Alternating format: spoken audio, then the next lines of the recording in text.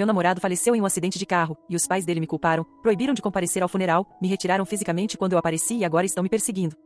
Olá, Reddit. Não sei mais onde colocar isso, minha cabeça está uma bagunça.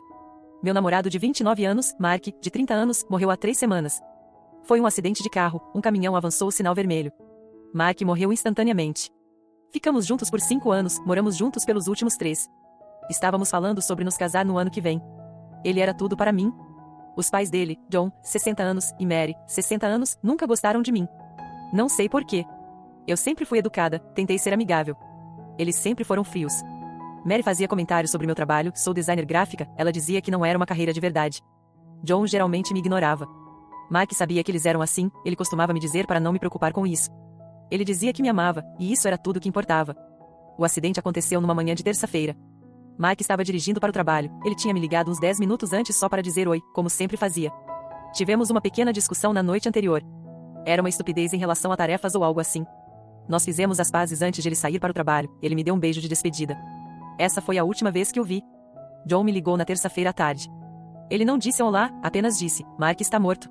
A culpa é sua. Você o matou. Fiquei chocada, eu não conseguia falar. Ele disse que Mark provavelmente estava chateado com a nossa discussão e que era por isso que ele não estava prestando atenção. Isso não é verdade, o relatório policial disse que o motorista do caminhão foi o culpado. John então disse que eu não era bem-vinda no funeral. Ele disse que, se eu aparecesse, me arrependeria. Ele desligou. Fiquei arrasada. Perder Mark já foi a pior dor que já senti, e então ser culpada por sua morte proibida de me despedir? Chorei por dias. Meus amigos vieram, eles me ajudaram. Mais tarde, ajudei-os a planejar um pequeno memorial para Mark com nossos amigos. O funeral estava marcado para a próxima segunda-feira. Pensei no que John disse, pensei em Mark. Mark iria me querer lá. Ele ficaria muito bravo com seus pais por isso. Eu precisava me despedir dele. Decidi que tinha que ir. Eu não ia deixar que eles me assustassem e me afastassem daquilo. Usei um vestido preto simples, eu só queria estar ali em silêncio. Fui à igreja e me sentei lá atrás. Esperava que não me vissem ou, se vissem, que me deixassem em paz. O culto começou, foi muito triste. Eu estava tentando muito não chorar alto. Mais ou menos na metade do caminho, Mary se virou, acho que ela estava procurando alguém. Ela me viu. Os olhos dela se arregalaram. Ela agarrou o braço de John e apontou para mim. John se virou. Quando ele me viu, seu rosto ficou vermelho. Ele se levantou e começou a gritar, o que ela está fazendo aqui? Tire-a daqui. Ela matou meu filho. Ela não tem o direito de estar aqui. O padre parou de falar, todos se viraram para olhar para mim. Eu apenas fiquei sentada ali, não sabia o que fazer. Fiquei congelada.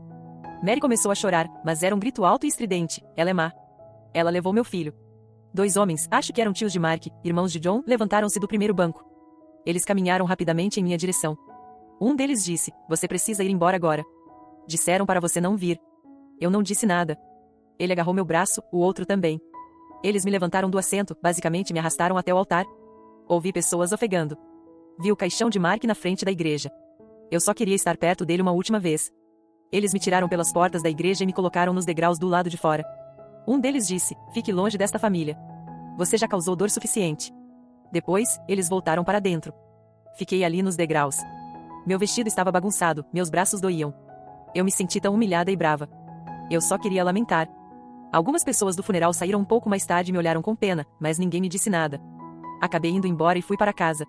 Eu sei que me baniram, mas ele foi meu namorado por 5 anos. Tínhamos uma vida juntos. Eu tinha o direito de ir ao funeral. Atualização. Oi, pessoal. Primeiro, obrigado por todos os comentários na minha postagem original. A maioria das pessoas disse que eu não sou a babaca, e eu aprecio isso. Ajudou um pouco saber que eu não estava completamente errada. Algumas pessoas disseram que eu deveria ter esperado por isso, e acho que esperava em algum nível. Só espero que eles tenham um pouco de decência pelo bem de Mark. A última semana foi terrível. Depois que fui expulsa do funeral, voltei para o apartamento que dividia com Mark. Parecia tão vazio. Fiquei sentada no sofá por horas. Meus amigos foram ver como eu estava. Uma delas, Sarah, veio e ficou comigo naquela noite. No dia seguinte, as ligações começaram. Era John, o pai de Mark. Ele me deixou mensagens de voz. Ele me chamou de desgraça, disse que eu tinha envergonhado a memória de Mark ao aparecer. Disse que Mary desmaiou depois do funeral por causa do estresse que causei. Disse que ela não estava comendo e que a culpa era minha. Ele disse que eu era egoísta e cruel. Me chamou de nomes que não quero repetir. Ele parecia completamente desequilibrado. Ouvi as 2 primeiras mensagens e depois comecei a apagá-las. Ele ligou cerca de 10 vezes naquele dia. Mary também ligou algumas vezes. Ela estava apenas chorando e gritando que eu matei o filho dela. Às vezes, ela apenas respirava pesadamente no telefone. Eu bloqueei os números deles. Então, eles começaram a ligar sem identificador de chamadas. Parei de atender chamadas desconhecidas. Na quarta-feira, recebi uma carta pelo correio. Era de um advogado. John e Mary estão exigindo acesso ao apartamento que eu dividia com Mark para coletar todos os seus pertences. A carta dizia que eu tinha que marcar um horário com eles imediatamente ou eles tomariam novas medidas legais. O apartamento está somente em meu nome. Mark se mudou para cá. A maioria dos móveis é minha ou compramos juntos. Seus pertences pessoais, é claro, são dele. Eu sempre iria separá-los e dar aos pais dele o que eles quisessem, coisas como lembranças de infância, álbuns de fotos, coisas específicas que ele tinha antes de nos conhecermos. Eu não ficaria com essas. Mas a maneira como eles estão fazendo isso parece outro ataque. Conversei com Sarah e com meu irmão. Meu irmão me deu o número de uma advogada que ele conhece. Eu liguei para ela. Ela disse que eu não preciso deixá-los entrar sem supervisão, principalmente devido ao comportamento deles. Ela sugeriu que eu mesmo embalasse os pertences pessoais de Mark, fizesse uma lista e depois combinasse com eles para buscá-los em um local neutro ou que alguém, como ela, supervisionasse, caso tivessem que ir ao apartamento. Ela também me disse para manter registros de todas as comunicações deles ou tentativas de comunicação, então é isso que tenho feito. Comecei a arrumar as coisas do Mark, é a coisa mais difícil que já tive que fazer. Cada camisa, cada livro, tudo isso traz de volta memórias. Encontrei o recibo do anel com o qual ele iria fazer o pedido de casamento, ele tinha escondido na gaveta de meias. Eu não sabia que ele realmente tinha comprado, aquilo me destruiu novamente. Ontem, recebi uma mensagem nas redes sociais da prima de Mark, Laura. Achei que ela me apoiaria, porque ela sempre foi legal comigo quando Mark estava vivo, mas sua mensagem foi fria. Ela disse que eu estava sendo incrivelmente egoísta e desrespeitosa com John e Mary. Ela disse que eles estão de luto, e que eu deveria entender a reação deles no funeral. Ela disse que eu fiz papel de boba e que Mark ficaria envergonhado de mim. Ela disse que eu deveria dar a John e Mary tudo o que eles queriam, para parar de causar-lhes mais dor. Eu não respondi a ela, eu também a bloqueei. Parece que eles estão tentando colocar todo mundo contra mim. Não estou tentando causar mais dor, eu também estou de luto. Eles agem como se meu relacionamento com Mark não significasse nada, como se eu não significasse. Meu advogado vai enviar uma carta ao advogado deles, descrevendo como os pertences de Mark serão tratados. Ela me aconselhou a comprar novas fechaduras para o meu apartamento, só por precaução. Vou fazer isso amanhã. Toda essa situação é um pesadelo, e continua piorando. Não quero o drama deles, só quero ficar sozinha para lamentar a morte de Mark. Mas eles não deixarão isso acontecer. Não vou deixar que eles pisem em mim, Mark não iria querer isso. Atualização 2. Já se passaram mais algumas semanas, as coisas não melhoraram. Elas pioraram muito. Meu advogado enviou a carta ao advogado de John e Mary. Dizia que eu tinha embalado os pertences pessoais de Mark, listou as principais categorias de coisas, propôs que o advogado deles pudesse inspecioná-los ou que eles pudessem ser entregues por terceiros, ou que pudessem comparecer com o advogado presente em um horário específico. Eu não os queria sozinhos no meu apartamento. O advogado deles respondeu dizendo que John e Mary acharam minha proposta ofensiva e inadequada. Eles acreditam que Mark tinha mais bens no apartamento, eles me acusaram de esconder coisas. Eles exigiram acesso total para revistar o apartamento em busca de todos os pertences de Mark, incluindo itens que ele me presenteou e que agora alegam que ele apenas me emprestou. Isso é ridículo. A câmera cara que Mark me deu de aniversário no ano passado, eles estão dizendo que foi um empréstimo. O colar que ele me deu no nosso aniversário, eles estão dizendo que qualquer coisa de valor deve ter sido dele, e que ele não teria simplesmente me dado. A chamada começou novamente, dessa vez principalmente por parte de Mary. Ela deixava mensagens de voz longas e confusas. Às vezes, ela chorava por Mark, às vezes, ela gritava comigo, me chamando de ladra. Em uma mensagem, ela disse: "Espero que você não consiga dormir à noite, pensando no que fez com Mark e no que está fazendo conosco. Você é um parasita." John enviou algumas mensagens. Uma delas dizia apenas: "Você não vai escapar dessa." Eu guardei tudo. Meu advogado disse: "Tudo bem. Estou documentando tudo." Troquei as fechaduras, como meu advogado sugeriu. Foi uma boa ideia. Na terça-feira passada, eu estava voltando do trabalho. Enquanto subia para o meu prédio, vi Mary parada perto da entrada. Ela estava apenas olhando para minha porta. Meu coração disparou. Eu parei. Ela me viu, começou a andar rapidamente em minha direção. "Você", ela gritou. "Você não tem o direito de estar na casa dele." Eu disse: "Mary, este é o meu apartamento. Por favor, me deixe em paz." Ela chegou bem na minha cara. "A casa dele. Mark pagou pelas coisas aqui. O espírito dele está aqui e você está profanando." Tentei passar por ela, ela me bloqueou. "Queremos as coisas dele. Todas elas. Você as roubou." Eu disse: "Eu me ofereci para devolver os pertences pessoais de Mark por meio dos nossos advogados. Você precisa ir embora." Então ela fez algo que eu não esperava, ela agarrou meu braço. Suas unhas cravaram na minha pele. "Você vai me deixar entrar?" ela gritou. Eu puxei meu braço. "Não, saia de perto de mim." Ela começou a chorar, então meio que desabou no chão ali mesmo, no corredor do meu prédio. Ela estava chorando. Meu bebê, meu bebê. Ela está escondendo-o de mim? Ela o matou. E agora ela está roubando dele. Um vizinho abriu a porta. Eles viram Mary no chão e eu ali, parada. Devo ter parecido chocada. O vizinho perguntou se estava tudo bem. Antes que eu pudesse responder, Mary olhou para o vizinho com lágrimas escorrendo pelo rosto e disse: "Ela não me deixa ficar com as coisas do meu filho morto. Ela é horrível. Eu apenas disse, ela não está bem. Pedi para ela ir embora. O vizinho pareceu confuso. Eu disse ao vizinho que chamaria a polícia se Mary não fosse embora. Então ela se levantou e correu para fora do prédio, ainda chorando alto. O vizinho olhou para mim.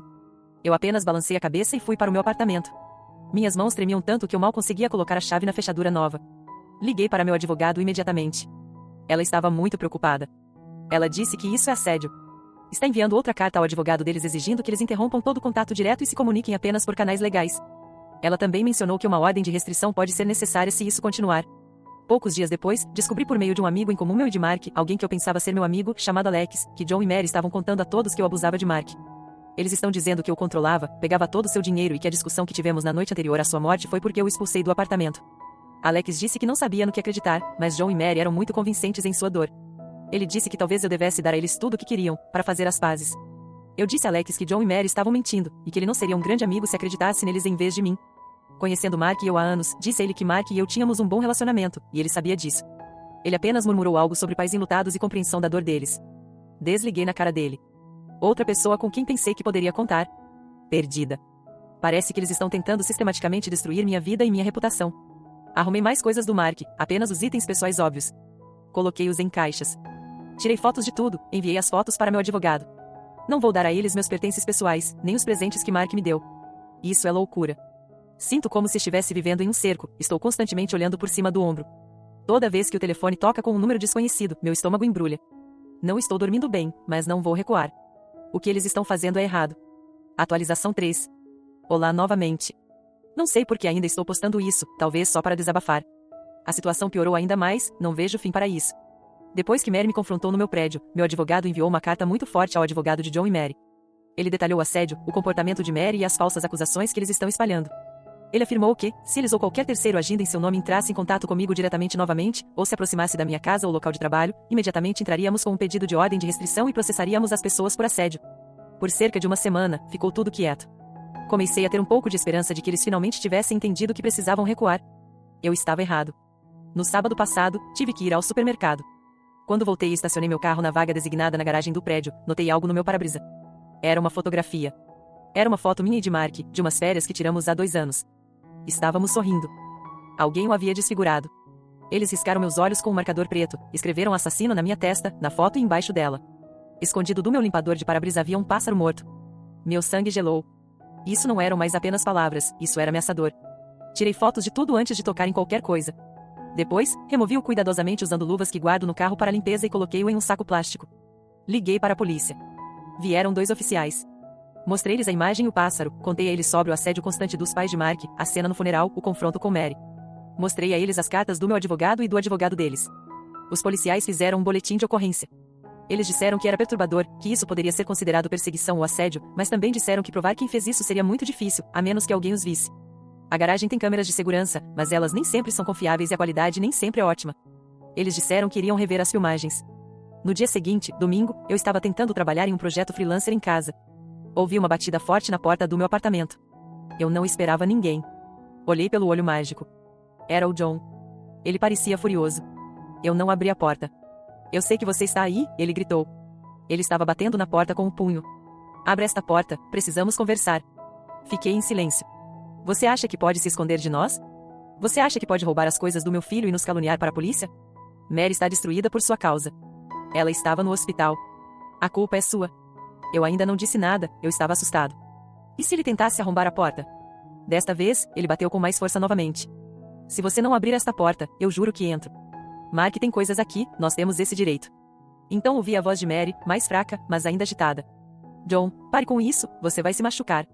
Deixe-me falar com ela. Ouvi um barulho de arrastar pés. Então Mary estava na porta. Por favor, ela disse, deixe-nos ter as memórias dele. Não nos resta nada dele. Você o tirou de nós. Não leve todo o resto. Por favor. Meu coração não aguenta isso. Eu só quero as coisas do meu filho. Parecia que ela estava chorando, mas depois do que aconteceu com a foto, o pássaro e seu comportamento anterior, não confiei nela. Isso parecia outra manipulação. Liguei para o 911 no meu celular, contei ao despachante que os pais do meu ex-namorado estavam do lado de fora da minha porta me assediando, que eu tinha um boletim de ocorrência do dia anterior e que estava com medo. John começou a gritar novamente. Ela não vai abrir, ela é uma bruxa de coração frio. Você chama a polícia para nós? Nós somos as vítimas aqui. Eles continuaram gritando e batendo na porta por mais alguns minutos. Maria estava chorando alto. John estava gritando ameaças, dizendo que eles iriam me processar por tudo, que iriam contar ao mundo quem eu realmente sou. Então, eu os ouvi se afastando da porta. Fiquei perto do olho mágico. Eu os vi caminhando em direção ao elevador. John estava apoiando Mary, que estava enxugando os olhos. Eles pareciam um casal enlutado e com o coração partido, mas eu sabia o que estavam fazendo. A polícia chegou cerca de 10 minutos depois que John e Mary saíram. Expliquei o que aconteceu. Eram os mesmos policiais do dia anterior. Eles estavam muito sérios dessa vez. Disseram que as ações de John e Mary foram claramente assédio e, possivelmente, uma tentativa de intimidação a uma testemunha, conforme meu relatório de ontem. Eles anotaram todos os detalhes. Disseram que tentariam entrar em contato com John e Mary. Me aconselharam a ir ao tribunal na manhã seguinte para entrar com um pedido de ordem de restrição de emergência. Então, ontem, segunda-feira, passei a maior parte do dia no tribunal com meu advogado. Entramos com um pedido de ordem de restrição, apresentamos todas as evidências. O juiz concedeu uma ordem de restrição temporária. Agora, John e Mary são legalmente obrigados a ficar longe de mim, da minha casa e do meu local de trabalho. Eles não têm permissão para entrar em contato comigo de forma alguma. Haverá uma audiência em 2 semanas para decidir se uma ordem permanente será concedida. Meu advogado também descobriu que a polícia verificou as imagens de segurança da garagem. A qualidade era ruim, como esperado. Eles conseguiram ver uma figura encapuzada e vestindo roupas escuras no meu carro na hora que estimei, mas não conseguiram identificar a pessoa. Poderia ter sido qualquer um. Mais tarde naquela noite, depois que a ordem de restrição deveria ter sido entregue a John e Mary, recebi uma ligação de um número que não reconheci. Era uma voz masculina. Ele não deu seu nome. Disse algo extremamente confuso, e então desligou. Poderia ter sido um dos tios do funeral. Não sei. Liguei para a polícia novamente, contei a eles sobre a ligação. Disseram que seria uma violação da ordem de restrição temporária se fosse John ou alguém agindo em seu nome. Eles disseram que iriam documentar isso. Sinto-me preso, a ordem de restrição é apenas um pedaço de papel. Eles claramente não são estáveis. Mary estava no hospital por causa dos sons cardíacos, como se fosse mais uma tentativa de me fazer sentir culpada ou deixar John mais agressivo. Eu nem sei se é verdade. Eu não ficaria surpreso se ela se internasse por estresse só para provar algo. Estou assustado, me certificando de que todas as minhas portas e janelas estejam sempre trancadas. Contei ao meu trabalho sobre a ordem de restrição e o que está acontecendo. Eles têm segurança e disseram que estariam vigilantes. Meus amigos estão preocupados. Sarah se ofereceu para ficar comigo novamente. Não há paz, eles fizeram da morte dele uma arma para usar contra mim. Não sei o que farão em seguida. O relacionamento, se é que podemos chamar assim, entre mim e os pais de Mark não está apenas piorando, tornou-se perigoso. Não vejo uma saída para isso que não envolva mais conflito. Atualização 4. Já se passaram mais 2 semanas desde minha última atualização. A audiência para a ordem de restrição permanente foi ontem. Não sei o que eu esperava antes da audiência. Não houve mais ligações diretas nem confrontos. Aquela ligação estranha que recebi depois da ordem temporária foi o último contato. Talvez a ameaça de prisão imediata, caso violassem a lei, fosse suficiente para mantê-los fisicamente afastados. No entanto, a campanha indireta continuou. Descobri isso por meio de outro velho conhecido de Mark, alguém que entrou em contato para demonstrar simpatia e descrença pelas ações de John e Mary, o que foi um pequeno alívio surpreendente, pois John e Mary estavam postando mensagens vagas, mas claramente diretas, em suas redes sociais. Coisas como: o luto se torna mais difícil quando pessoas más tentam lucrar com sua perda, e a nosso filho era bom demais para este mundo e algumas das pessoas nele, a justiça virá. Eles também postaram fotos antigas de Mark, com legendas sobre o quanto sentem falta dele e como estão lutando por sua memória contra aqueles que o traíram. Eles nunca mencionaram meu nome, então meu advogado disse que é difícil dizer que foi uma violação direta da cláusula de proibição de contato das ordens temporárias referente a assédio a terceiros, mas é claramente direcionado a mim e projetado para me prejudicar para qualquer pessoa que nos conheça. O advogado deles também tentou adiar a audiência. Alegou que Mary estava doente demais para comparecer ao tribunal, sofrendo de extrema angústia emocional e um problema cardíaco recorrente, agravado pelas ações do acusado. Meu advogado argumentou que a presença dela não era estritamente necessária para esse tipo de audiência se o advogado dela estivesse lá, e que atrasá-la apenas prolongaria meu sofrimento e colocaria minha segurança em risco. O juiz concordou, e a audiência foi realizada. John estava lá com seu advogado. Mary não. John estava com uma aparência horrível. Minha advogada apresentou nosso caso. Ela descreveu tudo novamente: o funeral, o abuso verbal, as mensagens de voz, o confronto com Mary no meu apartamento, a foto desfigurada e o pássaro morto, John e Mary batendo na minha porta, a suposta ligação ameaçadora subsequente de John após a ordem temporária. Ela enfatizou o comportamento crescente deles. Os policiais que tomaram meus relatórios também prestaram depoimento. O advogado de John argumentou que John e Mary são pais enlutados. Disse que suas ações, embora talvez exageradas, resultaram de uma dor imensa e do desejo de proteger o legado do filho e recuperar seus pertences sentimentais. Ele me pintou como fria e pouco cooperativa, alguém que estava retendo os pertences de Mark de forma irracional. Alegou que interpretei mal as ações deles e que estava tentando puni-los. Ele até sugeriu que o incidente do pássaro morto poderia ter sido uma coincidência ou cometido por outra pessoa. Sobre as ações de Mary, afirmou que ela era uma mãe perturbada, não uma ameaça. Disse que a suposta ligação de John após a notificação da TTRO não pôde ser comprovada como sendo dele. John ficou muito agitado quando seu advogado tentou minimizar as ações deles. De repente, ele se levantou e gritou: "Ela está mentindo. Ela o levou à morte." Ela é uma interesseira, um abutre, tentando ficar com o que não é dela. Mark ficaria enojado com ela. O juiz imediatamente ordenou silêncio. O advogado de John tentou acalmá-lo. John continuou tentando falar, dizendo: você não entende o que ela fez com a nossa família. Maria está doente. Doente por causa dela. O oficial de justiça se aproximou dele. John finalmente se sentou, mas respirava pesadamente e me encarava com puro ódio. Após um breve intervalo, o juiz tomou uma decisão. A ordem de restrição permanente foi concedida. É por 2 anos. John e Mary estão proibidos de entrar em contato comigo, direta ou indiretamente, nem de chegar a menos de 150 metros da minha casa, do meu local de trabalho ou carro. Eles também estão proibidos de postar sobre mim nas redes sociais, mesmo que vagamente. O juiz foi muito severo ao se dirigir a John. Disse que, embora o tribunal se solidarizasse com a perda deles, o comportamento deles em relação a mim era inaceitável e constituía assédio. Ele alertou John de que qualquer violação da ordem resultaria em prisão imediata. John parecia derrotado e enfurecido ao mesmo tempo. Ao sair do tribunal com seu advogado, olhou para mim. Ele não disse nada, mas seus olhos estavam cheios de ameaça. Era um olhar que prometia que aquilo não tinha acabado. Então, eu tenho a ordem. É um pedaço de papel, sim, mas agora tem mais força. A questão dos pertences de Mark ainda não foi resolvida. O advogado deles entrou em contato com o meu após a audiência. Disse: John e Mary estão muito aflitos para lidar com isso agora, mas ainda insistem em ficar com tudo que pertence a Mark. Meu advogado sugeriu que contratássemos um serviço profissional de mudança e inventário para embalar e entregar o que identifiquei como itens pessoais específicos de Mark no escritório do advogado, às minhas custas, só para acabar logo com isso. Eu concordei. Só quero essas coisas fora do meu apartamento. Quero uma coisa a menos para eles se fixarem. A ordem de restrição pode mantê-los fisicamente afastados por um tempo, se forem espertos, mas o comportamento deles é tão obsessivo. Mary supõe doenças que sempre surgem quando eles querem agravar as coisas ou se fazer de vítima. A raiva explosiva de John. A convicção deles de que eu sou a culpada por tudo. Não há paz aqui. Não há vitória. Consegui a ordem de restrição, da qual precisava para minha segurança, mas vivo com esse medo e ansiedade constantes, leves. Perdi Mark e tive que lutar contra os pais dele, que tentaram destruir minha vida além dessa dor. Acho que é só por enquanto. Não sei se postarei mais atualizações. Não há muito mais a dizer, a menos que as coisas piorem ainda mais, o que espero não aconteça. Obrigada a todos que leram tudo isso. Ajudou um pouco escrever tudo, ter tudo isso em algum lugar, em vez de apenas na minha cabeça. Agradeço a todos que ouvem. Curtiu a história? Então segue para mais histórias insanas do Reddit.